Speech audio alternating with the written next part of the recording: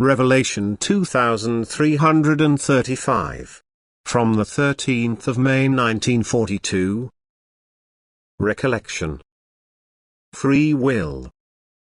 Belief without proof. The beingness strives for the last embodiment on earth because through this it promises itself the final liberation.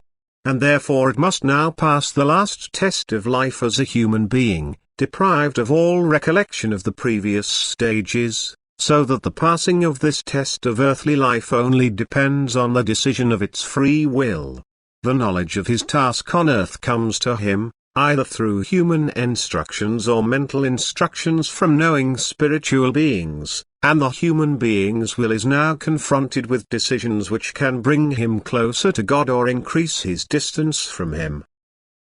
If he knew about his past life, his actions and thoughts would be under the impression of that past life, and then it would not be possible to speak of a free decision, for the bondage in the many forms, which the spiritual being has overcome, would have such a burdening effect on the human being's soul that it would now lead its way of life under a certain compulsion or the fear of having to live through the previous stages once again. But then the being could never reach a degree of maturity for which free will is a prerequisite. Consequently, the soul must be deprived of the recollection in order not to make it unfree and thus unsuitable for its spiritual higher development.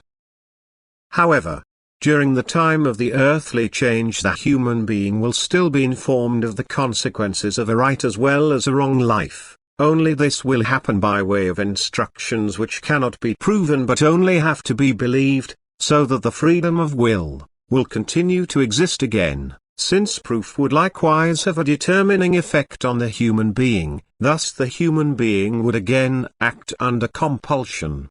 All knowledge can be made accessible to the human being and yet divine wisdom cannot be proven. Instead it requires profound faith and therefore cannot be regarded as a means of coercion by which the soul is pushed onto a certain path without its will.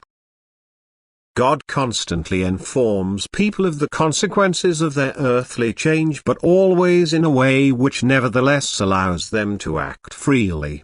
He brings himself close to them but does not force himself upon them.